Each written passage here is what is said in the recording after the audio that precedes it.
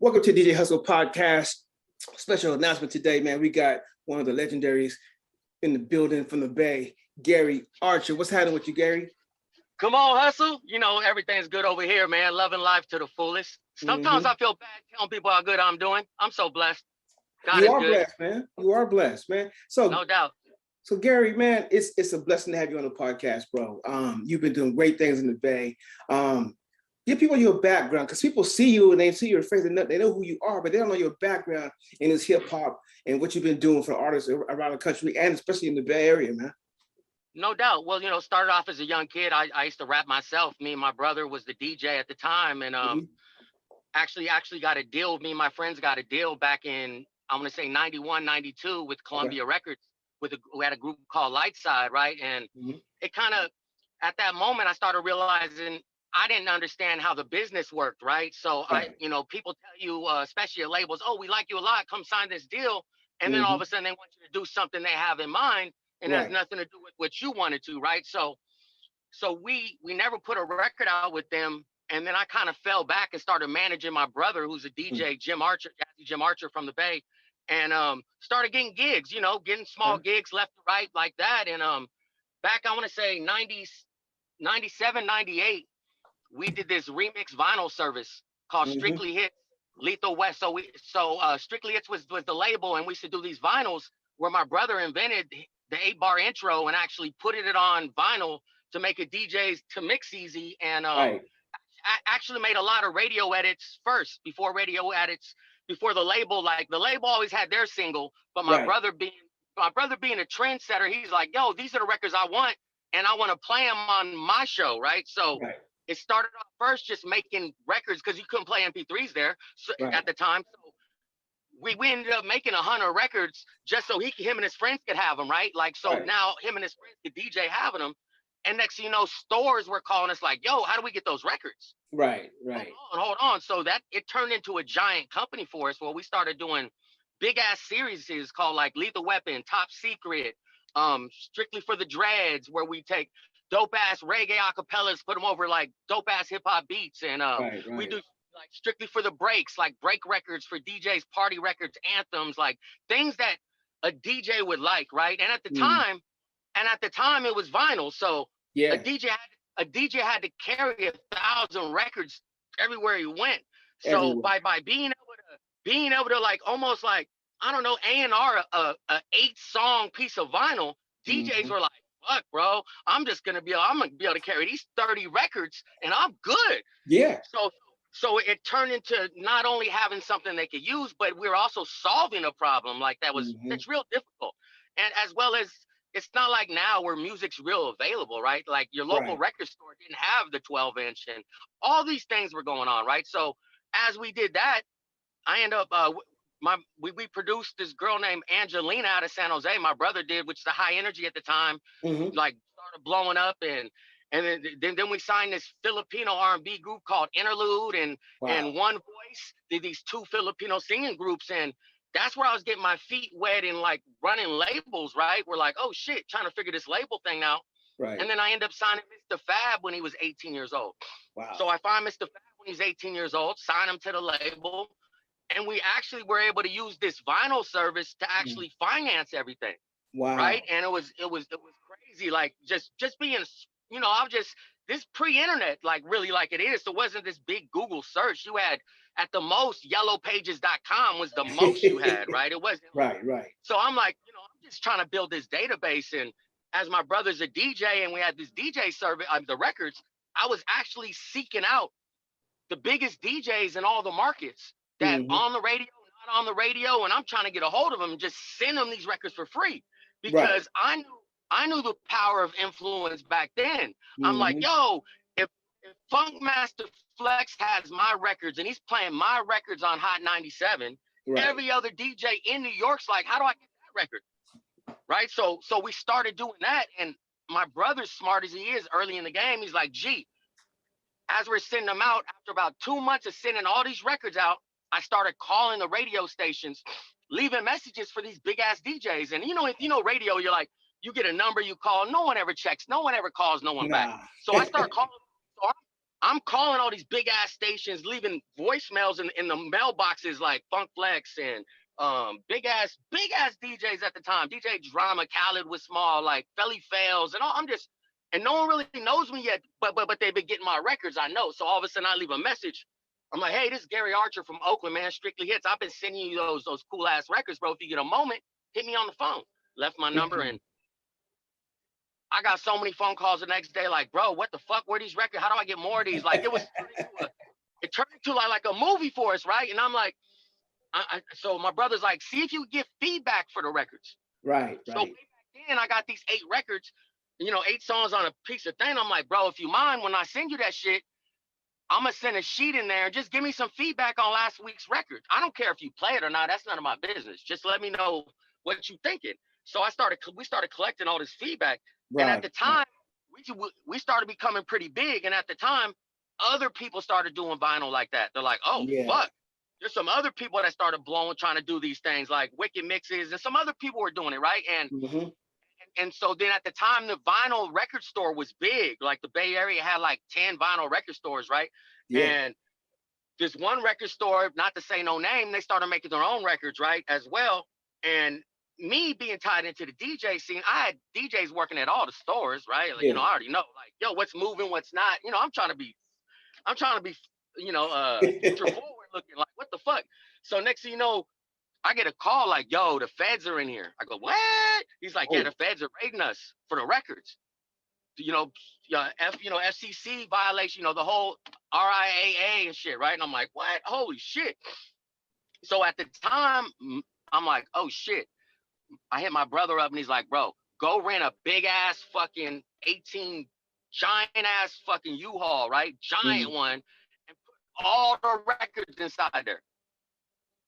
And still sell records. So we boom, we got the thing, we loaded all the shit in the truck and we parked it right around the corner, right from the office, like right around the corner. And then I got my man in the back of the truck. I'm sending him text messages and he's loading boxes, right, for the UPS. Next thing you know, the feds pull up. The feds pull up to our office. Boom.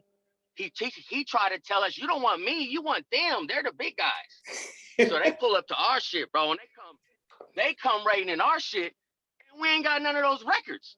Wow. All I got is Mr. Fab records, Adriana records, One Voice records, right? That's all I got.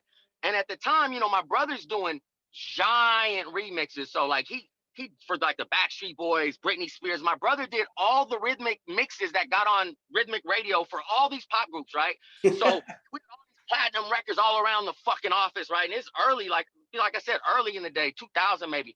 So the feds, I'm like, yo, you guys are crazy, bro. We're really in the industry. Look at the walls, right? And then, so they left. And at the time, my brother was the music director for 94.9 in the Bay Area. and he just got promoted to be the APD and music director for Wild 94.9 and KMEL. Wow. Owned by Clear Channel, both of them, right? So right in this time, my brother gets promoted, and it's in that R&R magazine, right? The R&R magazine where they talk about what's moving and shit. Right. So they have this big article, and then they have a quote from the dude that owns Universal, the two brothers. Oh my gosh, Monty Littman. Okay. So Monty Littman and his brother were the owners of Universal Records. Mm-hmm. Okay. In that quote, it says, man, congratulations to Jazzy Jim. This dude's so forward thinking with the way he picks records. It's no doubt that he became what he is, right? Right. And then my brother seen that and said, bro, we got to go holler at Monty Littman and see if we get some clearances for these records. Yeah. So my brother set up a meeting with Monty, and he brought Monty the records with the cool covers, all the shit with the records. He's looking at them and he's like, yo, these are dope. Yo, this is dope. And then my brother slid him the feedback. He's like, yo, this is the feedback we've been collecting on your records, right? And he's like, and he's looking at the DJ names, right? And he's like, yo, how you get the feedback from them? He's like, yo, this is big. And my brother's like, well, because it's not coming from you, it's coming from me. And they feel like they have something like that's kind of like, I don't know, ahead, like kind of they're a part of something, in a sense. And he was like, yo, how much it costs to do that? So then it turned into the labels paying us to put records on. And Jim's like, you you can't pay me to put a record on, but if I put a record on, I'll let you pay me. But Right. but not gonna start programming my whole what I got going on, right? Yeah. So that's where that started from, bro. And then Fab starting to get bigger, and and then we start to move. We're moving around the country. The hyphy movement started to become big. Yeah. And that's around the time I met you. And then, so as you see, we met you out there. That's pre all this big internet shit. And it's because we knew how important it was to move around. And because of the vinyl stuff, that's how I had a lot of relationships with DJs around the country. So we actually used to borrow my brother's Shell gas card, get in the I used to have a truck with Fab's face on it that we wrapped, and just leave for days at a time, living out the Shell gas station with the card. Yeah. We drive into these cities because I knew a DJ, and they'd be like, "What are you doing here?" We're like, "No, we're just here to fucking figure it out." And DJs start to like, and so then it started to put us in a great position. And then at the time, World Star started coming out, right? World Star was bubbling, and Q. It's right around the time that we released a video called Ghost Ride It. Right. That's right when YouTube come out. YouTube's brand new. Twitter's fairly new at the time. Maybe not even out yet, about to come out, and we released this Ghost Rider song, and that shit starts going crazy. This video. You guys were before Twitter, though. You guys were before Twitter because you guys we had no way. It was, I think, it was even before MySpace. I think you guys really had it bubbling in the hoods because it wasn't social media for that. When MySpace came out was around 2006, 2007. Yeah. Right around that time, like when we were on MySpace, it was like. We blew up fast because we already been to all these cities. Yeah. So people were actually trying to find Fab, like, yo, this dude came, man. He's from Oakland. So MySpace let you look in cities, and it was they had a great like they didn't have an algorithm. They're like, bro, find what you want. If you're following them, you're gonna see it. And that's like they were dope. So that kind of helped push us into the next lane. And this Ghost Rider thing came out, and we started getting these unique opportunities from like David Letterman, CNN, they was like, yo, we want to talk to you about this ghost riding shit. And as that starts to move, Q starts his World Star, and he's like, yo, let me put the video up on my site. I'm like, what's your site? And he's telling me, yo, I got this site where I put videos up. And I'm like, word? Yeah. Word. And so we do that. And then other sites start popping up, like West Side Riders, like all these other sites. And no one was really fucking with the Bay Area or no West Coast people had a website that was from the West Coast. But wait, wait, hold on right there. When did you get that aha moment? Because I know how you think. So when did you get the aha moment? You're like, nobody's fucking with us. You know what? We got to do something different. So when was that moment for you? It was when the hyphy movement started taking off, because I spent 5-6 years trying to explain people this pot is bubbling, be a part of what's going on, and then we had to actually do it ourselves. And then hella people jumped on and said, "Oh, I knew." But I remember I had multiple conversations with these people, and in the time, like just because I don't challenge people's no's, they forget they already told me no, right? So like they're like, oh, so they're thinking they've been along the whole time. And my hype is like, that was the moment. Like, if I want people to respect this West Coast, I have to take reign, because like I call DJs and I'm pushing a record, and they're like, yo, G, I fuck with that record. Send me 5 other Bay records so I could do a set. And I'm like, wow, why can't you just play my record? And they're like, nah, it's got to be this, and I understood it, but I'm also saying that's the problem. We're trying to segregate music the way we used to segregate people, right? So my hype is, I said, I got to do this West Coast website. We're going to call We the West. And actually, that's how I actually started meeting Snoop. Snoop and the bakery dude was like, what's his name? Dada. Dada hit me like, yo, we fucking own We the West. They're going like, yo, fuck that shit. And I'm like, they're like, on gang, right? I'm like, oh shit. Like, I'm like, I'm not barely knowing him. Like I met Snoop, and I'm telling him about We the West, right? Like, I'm like, We the West is dope. And then he's like, yo, that's dope. And I actually gave him a sweatshirt, and he had it, We the West, and I got a picture with it, right? And then Dada hits me about, I said, bro, and I'm like, bro, I'm good. If you like, I ain't selling merch, go do your thing, dog. And I try to explain what I'm doing, and then it became cool. But it started off with like, who the fuck these people trying to write?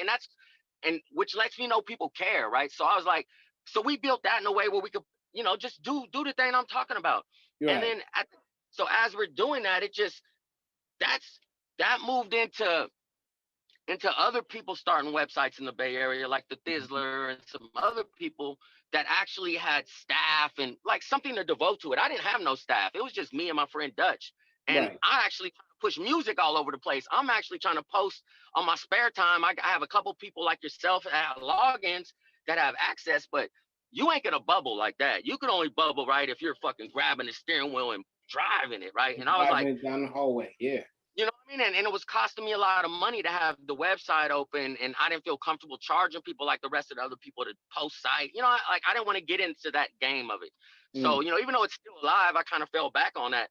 And that's when I was like, you know what's needed is every artist I talk to, they want to know what I think about their record. They don't care what I could do for them at the moment. They're like, yo, listen to my record, listen to my record, listen to my record. Like, they're not even prepared to understand what to do with the information I give them. No. So people like myself or yourself in this position, we've already been down that game, and we've already talked to hundreds of artists and gave them an hour each on the same thing of they call you 2 weeks later with the same question and not did one thing you suggested and be wondering, right? And it's like, yeah. I'm like, how do I make this easier for me or people like Hustle or people like my brother or DJ Amen to open my email and give me feedback? They want to give me feedback, but it's really hard to give me feedback in an email. One, they got to open it, listen to it. Then they got to type paragraphs to really explain a record. And no one really, even if you love me, you ain't going to type 2-3 paragraphs. Like if me and you got on the phone, Hustle, we're going to talk about a record, right? It's it's over. But an email, it's going to be like, if you like the record, you're like, yo, G, the record's cool. I'm going to see what I can do. And now I'm sitting back like, okay, what does that mean? What does that mean? What does that mean in real life? Like in real life, right? In real life, what does that mean? Like, okay, I'm close. And if a lot of artists and labels fall into the maybe game, they fall in love with the maybe. They fall in love with the information, right? And forgetting how busy Hustle is on what Hustle's doing. And a DJ never walks in a building with his playlist in the order that he's playing it, unless he already did the mix. Otherwise, it's really random. He has an idea what he's trying to fucking play tonight, but this record in this moment decides what I'm doing next moment, right? So I'm like, how do I make it easy for my big friends to give me feedback? And I'm like, right now there's a system like, you know, there's a 5-star system, the like button, right? And, you know, YouTube's out, and I'm like, I could have 1 million views, 10,000 likes, and there's got to be money there. But if I don't know what they like about it, I can't repeat it. No. And if I don't know what they don't like about it, I can't change it. If it's just I don't know if they kind of liked it a lot, their favorite. And I'm like, it's a different game now. What if I could split the like button up and be like, how much did you like this about that? So first it was like, how much do you like the ice cream? I was like, yo, that's a better like button. Yeah. How much do you like it? Then I'm like, but then that still doesn't, I don't know. What if it's chocolate ice cream and how much you like it, and tomorrow I give you cherry ice cream and you don't like it as much? And I'm like, no, you like it. And like, no, I like chocolate ice cream, right? So I'm like, yo, how do I get deeper? I'm like, you know what? I said, you can do as many as you want, but I think there's everything has like a core 4 things that matter to it, right? And I'm like, so in a song, I was thinking, what matters when people listen to a song? What matters is the beat. So instead of do I like the beat, because when I talk to Hustle about a beat, you're not like, hey, G, I like the beat. You're going to be like, you're really going to tell me how much you like the beat. You're going to be like, yo, I think, that beat right there, you're going to have something more than like, something else attached to it. So I'm like, okay, boom, how much you like the beat? Okay, how much you like the lyrics? How much you like the hook? Hit potential of the record in your world. Hit potential. And I'm like, yo, I think people, if we let people rate records like that from DJs to normal people, not only would Spotify and Apple have a better predictive mechanism, because you know what I liked about this song. Not I hit the thumbs up and now you putting it like it's my favorite song, like every other thumbs up, right? So now I don't want to. So like, you know, so what I did is build an app for that to show off the gauge, and I'm like, you know what I'll do? I'll put some of my friends in like an expert panel to Yeah. where now people could actually hit them in the app and they can use the gauge and get feedback, Yep. right? And I was like, I would have used that, and a lot of artists acted like they wanted to use that, but they really not interested in moving the career forward. Like they want some public facing thing that the world is. They'd much rather be on a review show with 100 people watching it than than real feedback from Hustle that be on do 7 to 9 DJ events a week. Like don't understand the difference of values. So as we're building that, I'm like, you know what? The whole world needs a better like button. The whole world needs Pretty a better much. 5 stars. So Yeah.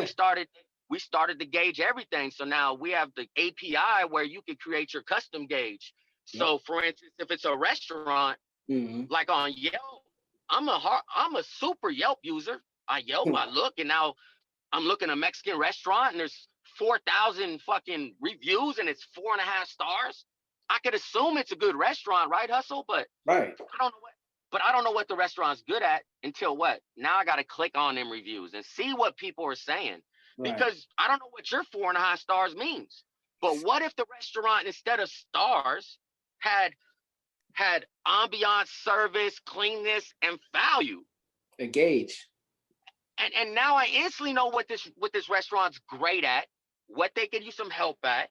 And then I could ask my wife, like, what matters? Oh, you know what matters? I just want dope ass ambiance and food. I don't care about the service. Or tonight I care about the service. Now I don't have to Man. So we've been deploying the API right now, like the pop station in the Bay Area, using the gauge to pick records on their website. Okay. For their audience. So as well as we're working with a lot of auto companies and a lot of other things that we have some NDAs, that things are popping off in the new year that is super exciting for a kid like me. You know what I mean? Man, you doing a good job, man. To me, you are a visionary, bro. Well, since I've met you, you've always had, like, if I have 4 ideas, you had 8. You know what I mean? It's like, Hustle, you should do this. Hustle, you should do that. Every time I talk to you, you got something in your hand. Look at this. Look at that. Hit me up. We'll talk about this. It never fails. You always come with great ideas, and you don't just have the idea and don't do anything with them. You have ideas and you move with them. You have a whole movement with you. So how you keep yourself entrenched in that creative space and you keep pushing it forward? I think at a young age, I always wanted to be a lawyer, hustle. Like when I was younger, I always wanted to be a lawyer, and I didn't decide to act on that till I was about 20, like 19, 20, about to get out of high school. And then I find out there's all kinds of shit I could have did before that time that have prepared me to actually maybe 2 years ahead of the process, but no one would tell me that, right? And I'm like, so I got frustrated, right? I'm like, you know what? F that. I'm just going to do whatever I do. And as years go by, my art of negotiation and my point, a talent of being the one that helped discuss or help translate, like it became, and it's haunted me about how many of my people, friends and non-friends, that I could have saved their lives if I would have been a lawyer and not even did this music shit. Even though I saved a lot of people's lives doing music, right? But it haunts me. So because of that, there's no idea that I have that I think is a good idea that I'm never gonna move on. And it's to failure. And it's not like, oh, Gary does 100 things. Yeah, I do 100 things, but I only do one thing at a time at a certain time. Like it's the digital era. So my phone, my other phone with my calendar, that alarms pop off at like 2:45 p.m. and it says, yo, the next 20 minutes do this.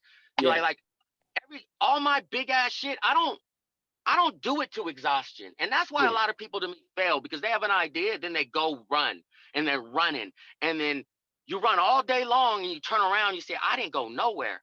And you're exhausted. So you tell yourself, this might not be what it is. And Mm. so I used to do the same thing when I used to get my posters. I used to go out that night and hang up 2,000 posters all night long. Wake up in the morning and be so juiced.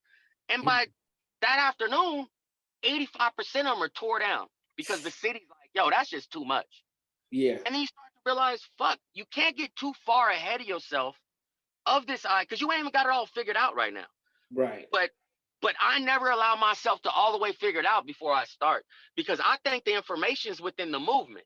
Yeah. Like, start moving because that's going to cause you to talk to other people doing what you're doing, and then you allow yourself to be wrong. Right. Like, I always allow myself to be wrong, but I'm very rarely wrong twice about the same thing. But I have no problem not being the expert. And to me, we're always taught this persona of, no, you can't show that. No, you can't seem like you don't know that. Like, and it's always been my advantage because people think I'm super sharp. But that's only because I've always been able to say, oh, I don't know what that is. What's that? To absorb it. Like, I take information and apply it. Right. A lot of people don't take information and apply it. They just take information and respond. Right. So you've been a trailblazer, bro. I mean, you're a trailblazer in the Bay, bro, and out here in LA too as well. So maybe you didn't do what you wanted to do as a lawyer, but right now you are a lawyer to me when it comes to the Bay Area and that music, because you make sure you put your Mac hand down, and no matter what you put your mind to, I believe you're gonna keep doing your thing, bro. To me, you the ultimate hustler, just like myself, man. You hustle hard. So you're a lawyer for the streets of the Bay, bro. So don't sit there and say, nah, I didn't want to do it. You're doing it. You're doing it. No, I know that, but that helps drive me, and and I have a couple self things I do that maybe might help a couple people, bro. Like, I come from the hood, and we're taught we're supposed to be too strong for anything, and get through anything, but mental health is a real thing. Like don't bottle that shit up inside. Like, even if you don't want to talk to somebody else, like myself, every morning before I take a shower, I have a conversation with myself in that mirror, looking at myself dead in the eyes and making sure I'm serious and I'm looking back. And I take a shower, get out, and I say something again, and I actually touch the mirror with my hand, give myself a high five, and hold myself responsible. Yeah. I said, man, hold on, man. This ain't just so, like, knowing I'm gonna have to go see that guy tomorrow. Right. It helps to get my shit together. But a lot of people never even have a conversation with themselves and understand they have that much power with themselves. Exactly. A lot of people are comfortable with letting themselves down. I'm not. I'm not either. Not at all. There's too many people that depend on every word I do, every movement I do to further what they do. Yeah. And like it's very big for me not to give up because it got hard, right? Like I didn't wait for life to be not so hard before I decided to be happy. Right. Like, you gotta be happy all the time. Gotta get it together. Reaction. Like and you get what you give. Like this world loves people trying to do the impossible. Yeah. If they're not crying about it. As long as they're not crying about it. No one's here saying, oh, I'm digging, oh, it sucks. No one's hear that shit. But if you digging and people are like, what you digging for? Like, bro, really? I'm about to dig this moat around this house. Every day you see this motherfucker digging, by the fourth day you see him digging, you proud of him. You gonna help him dig. You know what I'm saying? and that's what my daddy taught me. Like when we broke down the car in Frisco when I was young, and my dad said, get out this motherfucker and start pushing it. I'm like, Dad, we can't push this car up the hill. I might be 7. I said, hill. And he said, son, right now you're gonna learn a lesson. If we sit in this car and I put my hazard lights on, the whole world's gonna pull behind me honking their horn and saying, calling us names.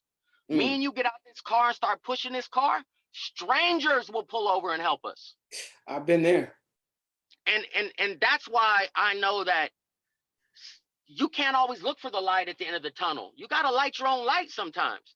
You can't wait for the world to recognize your greatness. Greatness sounds like a different language. You have to have the patience to translate. Because everyone's used to bullshit. So it's hard to understand something just because it seems too simple. They're like, no way, hold on, what else is there? And you're like, nah, it's that simple. You get up and you be happy. Like, I was taught. So that's just my approach, Hustle. Like, it's about reputation. Yeah. It's not something you wish. You can't wish for a reputation. The root word The root word of reputation is what? Repeat. You are what you do. No matter how much you want to be a DJ, unless you DJ, your reputation's not that. Right. Your reputation would be a wannabe DJ. Because and that's just what it is. If I'm out there lying in the streets, my reputation is what? Liar in the streets, no matter what I want it to be. So a lot of people don't understand. You do something all the time, it's bound to make sense. You don't even know, you don't even have to be able to work out. But if you go to the gym every day, you're gonna get buff, no matter what. Even how, because it's gonna end up happening. Yeah. People are gonna see it, they're gonna start helping that you never thought as well. It's just gonna happen. Consistency is what changes the world. Like nothing could happen like this and mean something. That's all. Man, I'm surprised, man. You haven't wrote a book yet, man. Come on, man. Give me a book soon, man. Come on. I got a couple books I'm almost done with, bro. For real, for really.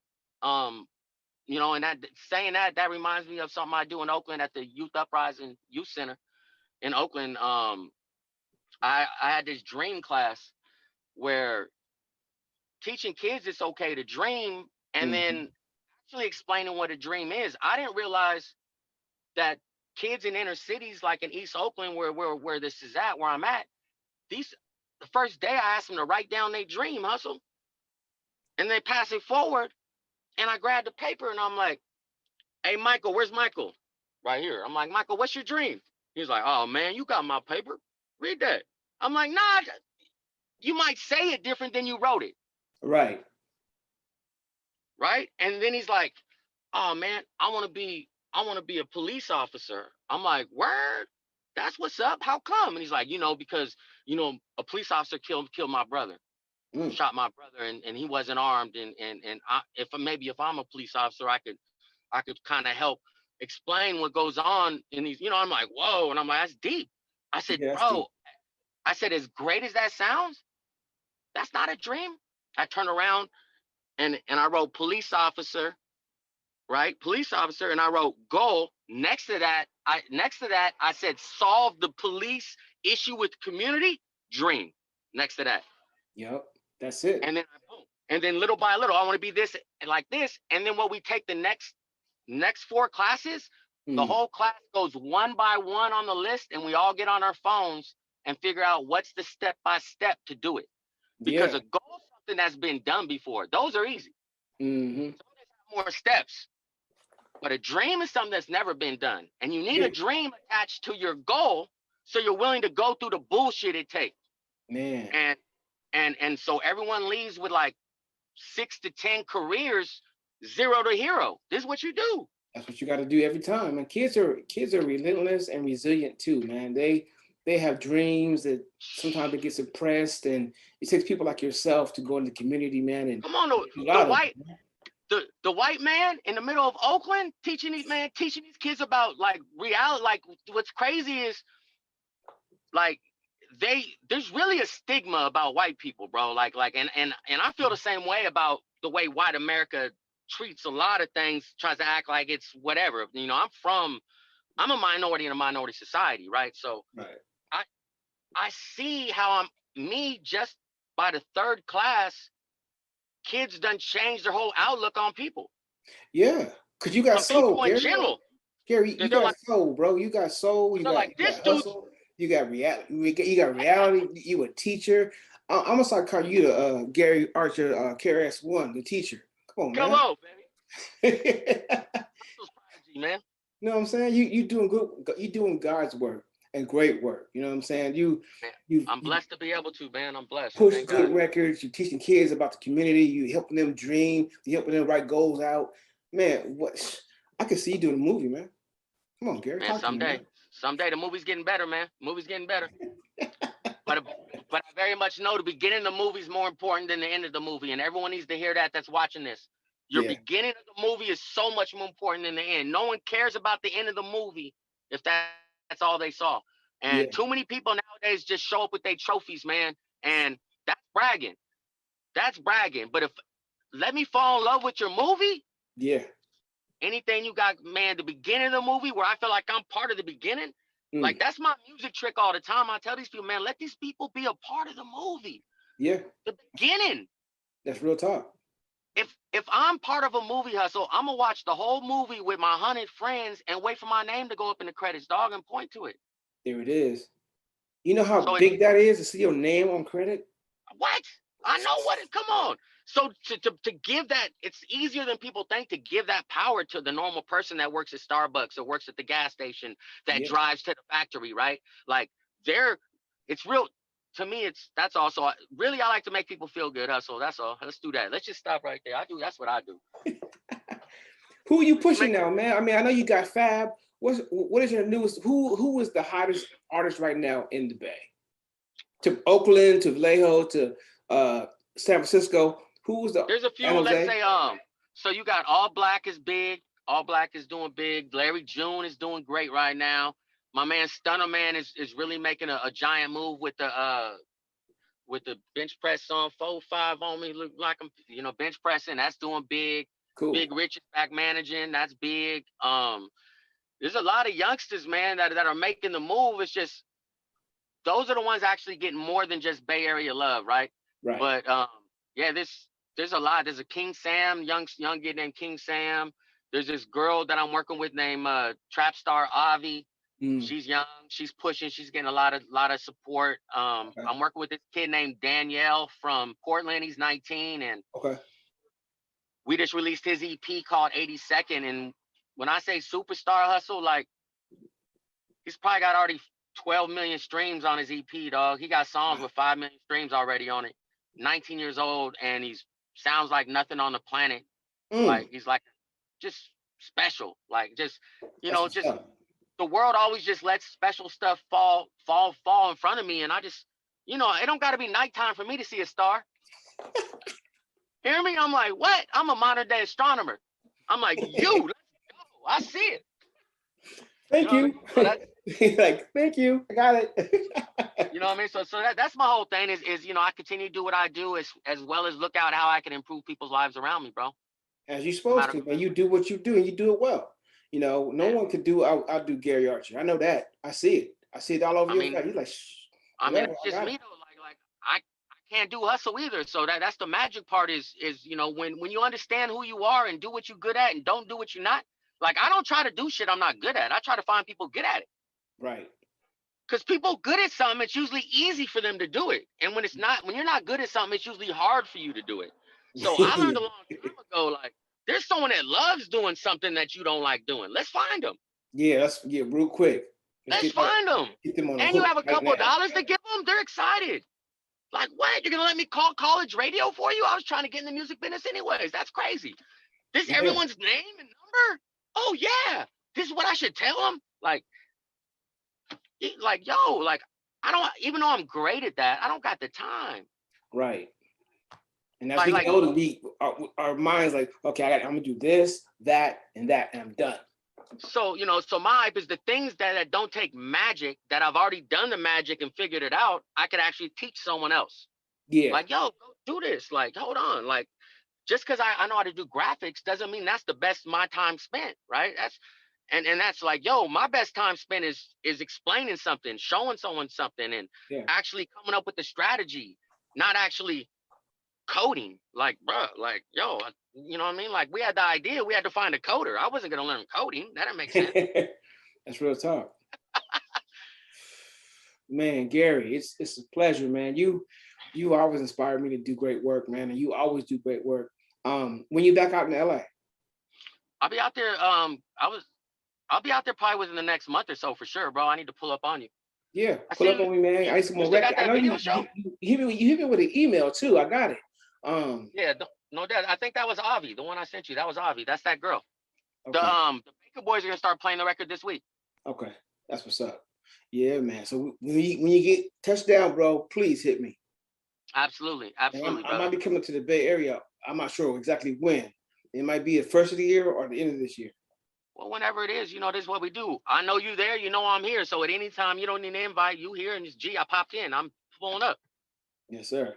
Gary, please give out your information, man, so people can follow you on Instagram, Twitter, all that good stuff. No doubt. My name's Gary Archer, GaryArcher. On Instagram, it's Legend Gary Archer. On Twitter, it's Legend Gary. But if you type in Gary Archer on Google, I'm pretty much He's a true legend, Gary. Archer legend, Gary. My show's called The Power Hour. I'm on tonight at 6 p.m. I do it on my Instagram live as well as on the radio station's website, but you always want to watch me, man. You don't want to listen, man. You want to see it. You want to see the kid. See the kid breaking records, man. That's all. Artists, check out Gary Archer, man, on Instagram, YouTube, social media, everywhere all across the board is Gary Archer, and he is a legend. Man, I appreciate it. So I love you, bro. Thank you for everything.